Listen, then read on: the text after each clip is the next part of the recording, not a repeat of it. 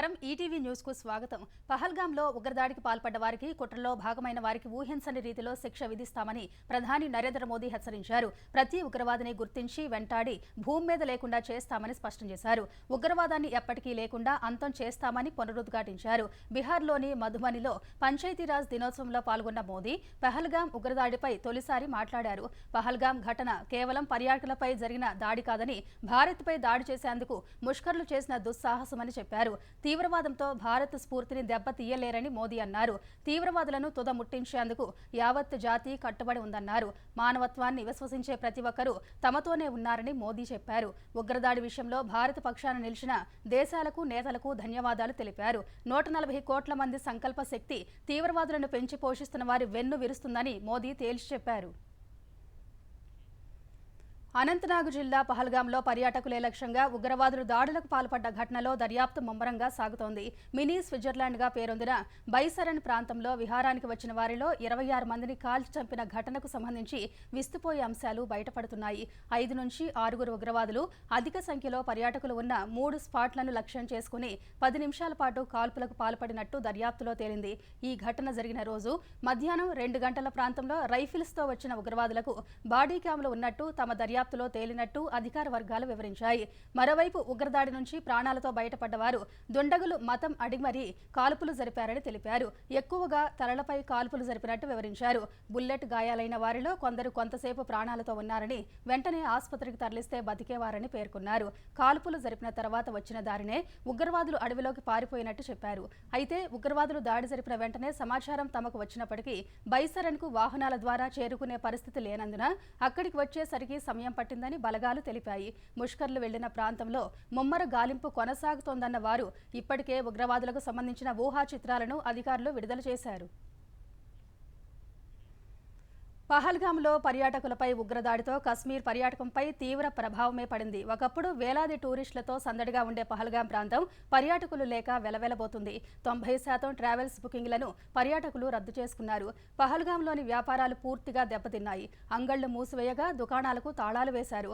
పర్యాటకులు కశ్మీర్ను వీడుతూ ఉండటంతో స్థానిక యువతకు ఉపాధి లేకుండా పోయింది. ట్రావెల్ బస్సులు, కార్లు, మినీ వ్యాన్లు ఎక్కడికక్కడ నిలిచిపోయాయి. పర్యాటకులు లేక పహల్గాం వీధుల్లో గుర్రాలు ఖాళీగా తిరుగుతున్నాయి. ఉపాధి కోల్పోతున్నామని స్థానికులు ఆవేదన వ్యక్తం చేస్తున్నారు. ఈ పరిస్థితి ఇలానే కొనసాగితే మనుగడే కష్టతరం అవుతుందని వాపోయారు. ప్రస్తుత ఉద్రిక్త పరిస్థితులతో పర్యాటకమే ప్రాణంగా ఉన్న కశ్మీర్ ఆర్థిక పరిస్థితి ఆందోళనకరంగా మారే ప్రమాదం ఉందని సీఎం ఒమర్ అబ్దుల్లా అన్నారు. కశ్మీర్లో మళ్లీ పర్యాటకం పుంజుకునేందుకు చర్యలు చేపడతామని వెల్లడించారు.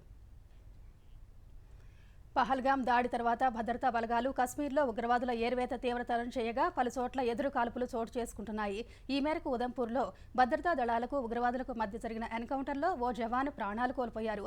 అక్కడకు అదనపు బలగాలను తరలించిన అధికారులు ముష్కర్ల కోసం వేట ముమ్మరం చేశారు. మరోవైపు బారాముల్లాలో నియంత్రణ రేఖ వెంబడి చొరబాటుకు యత్నించిన 2 ఉగ్రవాదులను హతమార్చిన భద్రతా దళాలు సెర్చ్ ఆపరేషన్ కొనసాగిస్తున్నాయి. ముష్కర్ల కోసం అణువణువు గాలిస్తున్నాయి. అటు పూంచ్ జిల్లాలో కాల్పులు జరిగిన దట్టమైన అటవీ ప్రాంతంలో 10 రోజులుగా ముష్కర్ల కోసం వేట కొనసాగుతుంది. పూంచ్ను జమ్మూతో కలిపే జాతీయ రహదారి ఉన్న లసానా గ్రామం సమీపంలో రోమియో ఫోర్స్ సిబ్బందిపై ఈ నెల 14న ఉగ్రవాదులు కాల్పులు జరపగా భద్రతా సిబ్బందిలో ఒకరు గాయపడ్డారు. ఈ నేపథ్యంలో రహదారిపై వెళుతున్న వాహనాలను క్షుణ్ణంగా తనిఖీ చేస్తున్నారు.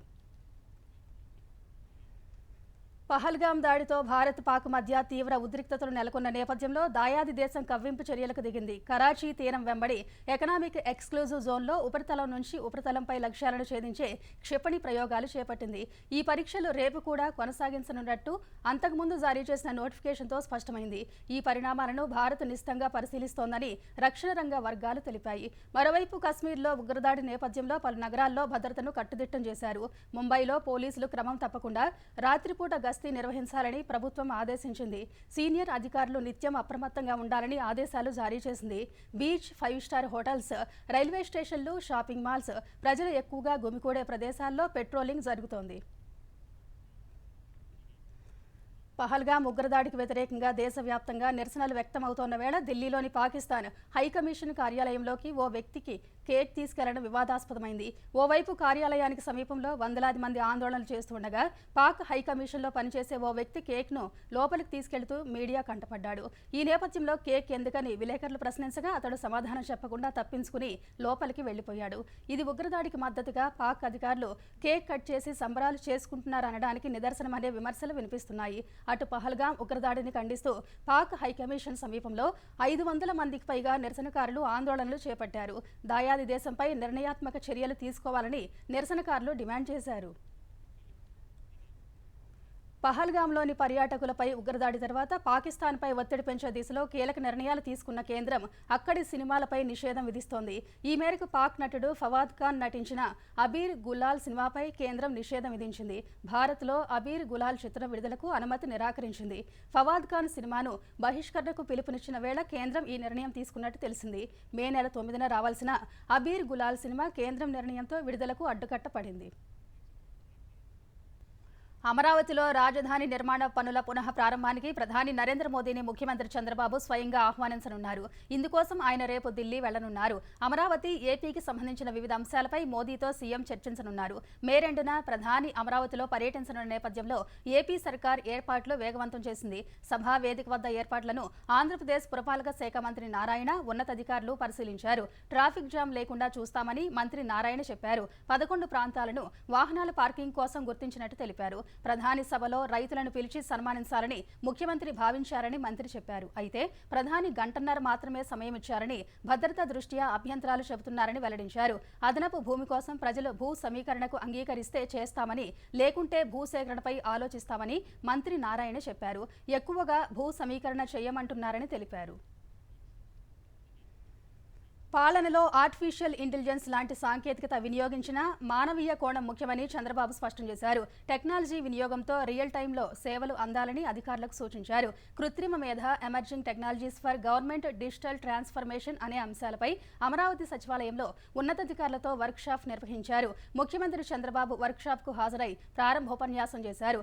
ఆర్టిఫిషియల్ ఇంటెలిజెన్స్, ఎమర్జింగ్ టెక్నాలజీల ఆవశ్యకత, పాలనలో వాటి వినియోగంపై ముఖ్యమంత్రి మార్గనిర్దేశం చేశారు. స్మార్ట్ పాలనకు ప్రాధాన్యత ఇస్తూ త్వరలో భారీ డేటా లేక్ ఏర్పాటు చేయనున్నట్టు చంద్రబాబు వెల్లడించారు. భూ రికార్డుల డిజిటలైజేషన్ వేగంగా పూర్తి చేయాలని నిర్దేశించారు.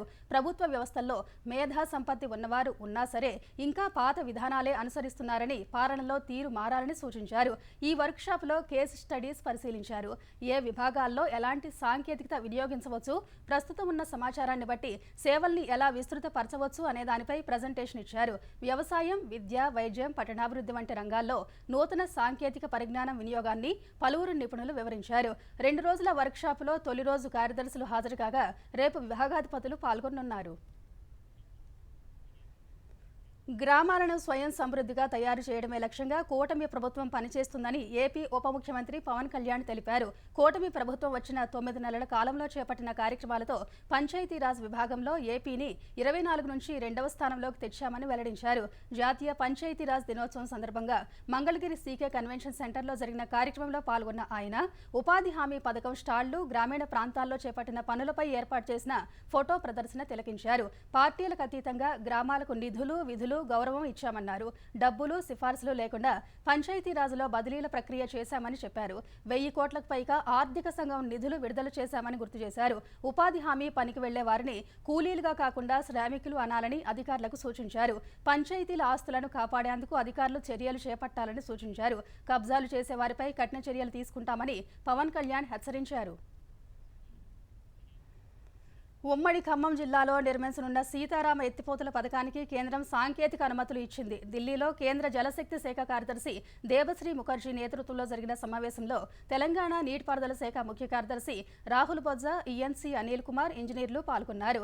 ఈ సమావేశంలో సీతారామ ఎత్తిపోతల పథకం, సీతమ్మ సాగర్ ఆనకట్టకు అనుమతులు ఇవ్వాలని కేంద్ర జల సంఘం సాంకేతిక సలహా మండలి సిఫారసు చేసింది. ఉమ్మడి ఖమ్మం జిల్లాలో 67.05 టీఎంసీలతో నిర్మించనున్న ఈ ఎత్తిపోతల పథకంతో ఖమ్మం, భద్రాద్రి, కొత్తగూడెం, మహబూబాబాద్ జిల్లాలోని 7.87 లక్షల ఎకరాలకు సాగునీరు ఇవ్వవచ్చు. నాగార్జున సాగర్, వైరా, పాలేరు ఆయకట్టు స్థిరీకరణకు కూడా ఈ ప్రాజెక్టు ఉపయోగపడనుంది. కాళేశ్వరం ఆనకట్టలపై ఏర్పాటైన జస్టిస్ పీసీ ఘోష్ కమిషన్ విచారణకు తుది దశకు చేరుకుంది. నివేదికను దాదాపుగా సిద్ధం చేసిన జస్టిస్ పీసీ ఘోష్ తుది మెరుగులు దిద్దే పనిలో పడ్డారు. 400 పేజీల వరకు నివేదిక సిద్ధమైంది. అందులోని అంశాలు, సమాచారాన్ని పూర్తి స్థాయిలో మరోమారు పరిశీలిస్తున్నారు. అటు విజిలెన్స్ విభాగం సమర్పించిన తుది నివేదికను కమిషన్ అధ్యయనం చేస్తుంది. అందులోని అంశాలను కమిషన్ విచారణ నివేదికకు తోడుగా ఉంటాయని భావిస్తున్నారు. 3 ఆనకట్టలపై జాతీయ డ్యామ్ సేఫ్టీ అథారిటీ, ఎన్డీఎస్ఏ నిపుణుల కమిటీ తుది నివేదిక ఇంకా కమిషన్కు చేరలేదు. మరో 2-3 వారాల సమయం పట్టవచ్చని చెప్పినట్టు తెలిసింది. ఈ విడతలో వచ్చే నెల 2వ తేదీ వరకు హైదరాబాద్లో ఉండనున్న జస్టిస్ పీసీ ఘోష్ అన్ని అంశాలను మరోమారు పూర్తి స్థాయిలో పరిశీలించనున్నారు. మే 2వ వారంలో మరోమారు హైదరాబాద్ రానున్నారు. అవసరమైతే గత ప్రభుత్వ పెద్దలను అప్పుడు విచారణకు పిలిచే అవకాశం ఉంది. అప్పటి వరకు నివేదిక పూర్తి స్థాయిలో సిద్ధమవుతుందని అంటున్నారు. ఆ వెంటనే మే 2వ వారంలోనే కమిషన్ తన నివేదికను తెలంగాణ ప్రభుత్వానికి సమర్పిస్తుందని సమాచారం. ఎన్టీఆర్ హెల్త్ యూనివర్సిటీ ఉపకులపతిగా పుల్లల చంద్రశేఖర్ యాదవ్ను నియమిస్తూ ఉత్తర్వులు వెలువడ్డాయి. ఈ మేరకు గవర్నర్ నిర్ణయం వెలువరించారు. చంద్రశేఖర్ యాదవ్ ప్రముఖ కార్డియాలజిస్టుగా గుర్తింపు పొందారు. వివిధ విభాగాల్లో పనిచేశారు. కర్నూలు జీజీహెచ్ సూపరింటెండెంట్, కర్నూలు వైద్య కళాశాల డీన్గా పనిచేశారు. చంద్రశేఖర్ యాదవ్కు ముఖ్యమంత్రి చంద్రబాబు, వైద్య ఆరోగ్య శాఖ మంత్రి సత్యకుమార్ యాదవ్ అభినందనలు తెలిపారు. ఏరోస్పేస్ డిఫెన్స్ మ్యానుఫ్యాక్చరింగ్ హబ్కు ఏపీ సలహాదారుగా డీఆర్డీఓ మాజీ చైర్మన్ సతీష్ రెడ్డి బాధ్యతలు స్వీకరించారు. మంగళగిరి ఏపీఐఐసీ ప్రధాన కార్యాలయంలో బాధ్యతలు చేపట్టిన సతీష్ రెడ్డికి విజయవాడ ఎంపీ కేశినేని శివనాథ్ పుష్పగుచ్చం అందించి శుభాకాంక్షలు తెలిపారు. డీఆర్డీఓ చైర్మన్గా పనిచేసిన సతీష్ రెడ్డి సేవలు ఏపీకి ఎంతో అవసరమని శివనాథ్ అన్నారు. అటు తనని రాష్ట్ర గౌరవ సలహాదారుడిగా నియమించినందుకు సీఎం చంద్రబాబుకి సతీష్ రెడ్డి కృతజ్ఞతలు తెలిపారు.